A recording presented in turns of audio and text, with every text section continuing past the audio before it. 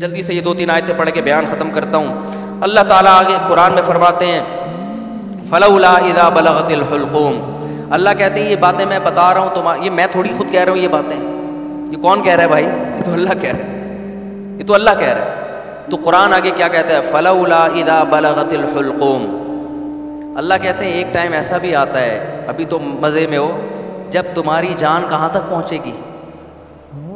بولو نا، ہر آدمی پہ یہ ٹائم آتا ہے کہ نہیں آتا؟ ہچکیاں لے، یوٹیوب پہ دیکھ لو ویڈیو، بڑے بڑے پاورفل اور اب آخری ہچکیاں لے رہے ہوتے ہیں، کیسا ترس آتا ہے نا اس کے اوپر، ہچکیاں لے رہا ہوتا ہے آدمی، کوئی کلمہ پڑھ رہا ہوتا ہے، کسی کی آنکھیں پتھرا رہی ہوتی ہیں اور بڑی حسرت سے لوگوں کو دیکھ رہا ہوتا ہے۔ فلولا اذا بلغت الحلقوم وانتم حینئذ تنظرون، اللہ کہتے ہیں تم بڑے بڑے طاقتور لوگ اس کے قریب کھڑے ہو کر اس کو دیکھ رہے ہوتے ہو کہ ابھی اس کی روح نکلنے والی ہے۔ ترجعونہا ان کنتم صادقین، تم اس کی روح کو لوٹا دیا کرو، تمہارے پاس پیسہ بھی ہے، تمہارے پاس حکومت بھی ہے، تمہارے پاس امیزون میں تم نے بڑا بزنس بھی کیا ہوا ہے، اب کیا کیا اگر تمہاری سائنسی ترقی بھی ہے تو تھوڑی دیر کے لیے کیا کر لو بھائی، اس کی روح کو کیا کر لو۔ تم بھی حسرت سے دیکھ رہے ہوتے ہو کہ ہمارا پیارا ہمارے سامنے دنیا سے جا رہا ہے، یہ تو تمہاری 2 ٹکے کی اوقات ہے، اللہ ہمیں ہماری اوقات بتا رہا ہے۔ میرا خیال ہے بات سمجھ میں آ نہیں رہی آپ لوگوں کی، میرے اندر تو بھائی اتنے ہی پھیپڑے ہیں جتنا میں سمجھو۔ مجھے غصہ اس لیے آ گیا کہ پہلے بھی زنا ہوتا تھا، کم چھپتے تھے لوگ کہ پکڑے نہ جائیں، اب پوری یونیورسٹیوں میں لڑکے لڑکیوں کی بسیں بھر بھر کے جا رہی ہیں تفریح کے لیے، باپ خود اجازت دے رہا ہے، بھائی تمہاری اپنی لائف ہے بیٹا، تم اگر بھنگن چمارن بننا چاہو تو ہم کون سا شریف لوگ ہیں، ہم بھی بھنگی اور چمار ہیں، بزبان حال وہ یہ کہہ رہا ہوتا ہے۔ سمجھ میں نہیں آ رہی؟ عزت دار آدمی کبھی اپنی لڑکی کو کسی غیر مرد کے ساتھ جانے نہیں دے گا، کہے گا میں مر جاؤں گا، دنیا کو کیا منہ دکھاؤں گا میں، لیکن اب اس کو پتا ہے دنیا کو میں منہ دکھاؤں گا، دنیا بھی میری تعریف کرے گی، بڑا لبرل قسم کا باپ ہے ماشاءاللہ، اپنی بیٹیوں پہ کوئی کسی قسم کا کنٹرول نہ ہے نہ رکھنا چاہتا ہے، ڈانس کر رہے ہیں اپنی بیٹیوں کے ساتھ، ناچ رہے ہیں اپنی بیٹیوں کے ساتھ، لائکس مل رہے ہیں ان کو، لوگ شیئر کر رہے ہیں ماشاءاللہ جی۔ جو باپ محافظ تھا بیٹی کو حیا سکھانے کا، وہی بیٹی کی حیا نکال رہے ہیں، براڈ مائنڈڈ باپ ہے۔ کپڑے اتارو بھائی اس کے لوگوں کے سامنے، بہت زیادہ براڈ مائنڈڈ، گورا کا تو چڑیاں پہن کے ان کی بیٹیاں ان کے باپ کے سامنے ناچتی ہیں، براڈ مائنڈڈ بننا ہے تو پھر پورا بنو نا، یہ منافقت کیسی ہے؟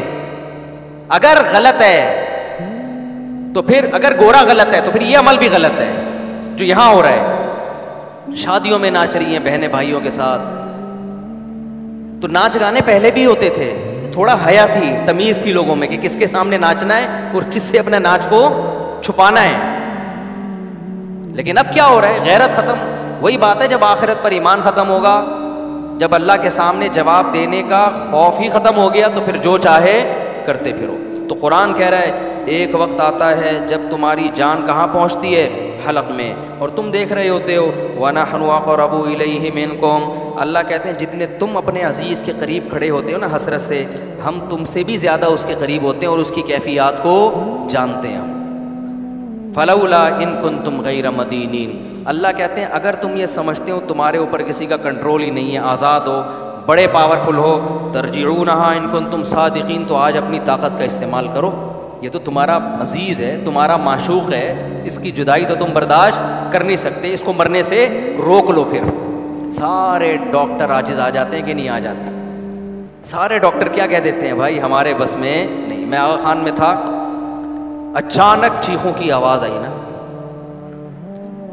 اچانک عورتیں مردوں کی چیخوں کی آواز آئی، میں ایک دم ڈر گیا، کیا ہوا؟ پتہ چلا جی ان کے والد صاحب ان کی ڈیتھ ہوئی ہے، آئے تھے تھوڑی دیر پہلے بالکل ٹھیک ٹھاک تھے بستر پہ، اچانک کوئی ہارٹ اٹیک ہوا یا برین ہیمریج جو کیا ہوا بہرحال، تو وہ ان کو توقع نہیں تھی کہ ہمارا باپ ایسے بھی جا سکتا ہے، تو بچیاں بھی رو رہی ہیں۔ میں نے کہا یار یہ دیکھو، کہ میں نے ایسے موت کے بہت سارے واقعات دیکھے، گلی میں گزر رہے ہیں چیخو پکار کی آواز آئی، کیا ہوا بھائی؟ پتہ چلا جی ڈیتھ ہو گئی۔ کتنے سال رشتے آپس میں ٹائم گزارتے ہیں اور جدا ہونے میں چند سیکنڈ بھی بولو نہیں لگے، اور پھر روتے 3-4 دن تک ایسے ہیں جیسے بڑا غم ہوا ہے، اور 3-4 دن کے بعد 20-20 30-30 سال پرانے رشتوں کو ایسا بھولتے ہیں جیسے زندگی میں کبھی رہنا نصیب ہی نہیں. یہ ہے وہ دنیا جس کے پیچھے انسان کس کو ناراض کر رہا ہے؟ خدا کو ناراض کر رہا ہے. تو قرآن کہتا ہے اس کی جان لوٹا کے دکھاؤ. فَأَمَّا إِنْ كَانَ مِنَ الْمُقَرَّبِينَ. اللہ کہتے ہیں اب یہ میرے پاس آ گیا ہے, اب یہ تمہاری کسٹڈی سے نکل گیا, اب میں بتاتا ہوں اس کے ساتھ کیا ہونے والا ہے. سمجھ رہے ہو نا؟ اب اس کا خود اپنے اوپر بھی کنٹرول نہیں. اب تک تو یہ تمہارے ساتھ بہت کچھ کر رہا تھا, فلاں کو اوپر چڑھا دیا, فلاں کو گرا دیا, فلاں کو یہ کر دیا, فلاں کو یہ کر دیا, کسی کو گالی دے دی, کسی کو صدقہ خیرات کر دیا, اب تو یہ کر رہا تھا. اب اس کے ساتھ میں کروں گا جو بھی ہوگا. تمہارا بھی کنٹرول ختم اور خود اس کا بھی اپنے اوپر سے کنٹرول ختم. فَأَمَّا إِنْ كَانَ مِنَ الْمُقَرَّبِينَ. اللہ کہتے ہیں یا تو یہ نیک لوگوں میں سے تھا, ساری زندگی اس نے مجھے یاد رکھا, میرے احکام کو فالو کیا. فَرَوْحٌ وَرَيْحَانٌ. تو اس کے لیے خوشبوئیں ہیں, وَجَنَّتُ نَعِيمٌ. اور خوشخبریاں ہیں ہمیشگی کے باغات کی. وَأَمَّا إِنْ كَانَ مِنْ أَصْحَابِ الْيَمِينِ. دائیں ہاتھ والوں میں سے تھا. فَسَلَامٌ لَكَ مِنْ أَصْحَابِ الْيَمِينِ. اللہ کی طرف سے اس کو سلامتیاں ملنا شروع. ایسے بہت سارے واقعات ہیں اہل اللہ کے کہ موت کے وقت انہوں نے فرشتوں کو دیکھا اور موت کے وقت وہ باتیں کرنے لگے کہ اللہ کی طرف سے ہمیں نیک فرشتے ہماری روح قبض کرنے کے لیے آئے. میں نے بھی ایسے واقعات سنائے ہیں آپ کو پہلے بیانات میں, بھی بہت وقت ہو گیا تو میں اس کو اسکپ کر رہا ہوں.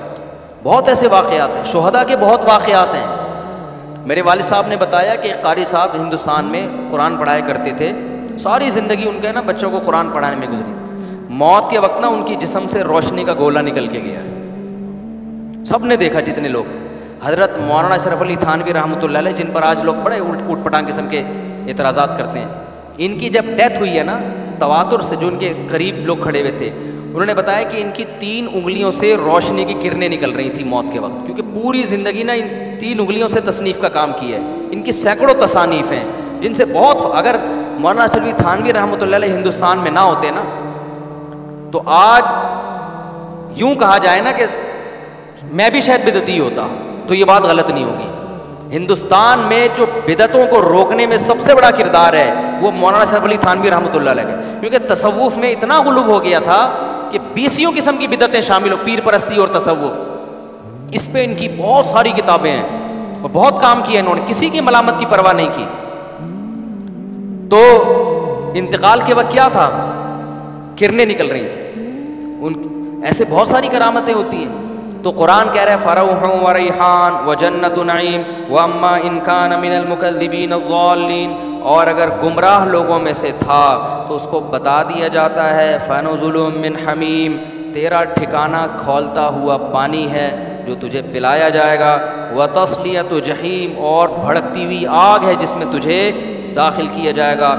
آخر میں اللہ اس صورت میں کہتے ہیں إِنَّ هَذَا لَهُوَ حَقُّ الْيَقِينِ. اے لوگو یہ جو باتیں ہم کر رہے ہیں ان کو سیاسی بیان نہ سمجھو, یہ یقینی باتیں ہیں. فَسَبِّحْ بِاسْمِ رَبِّكَ الْعَظِيمِ.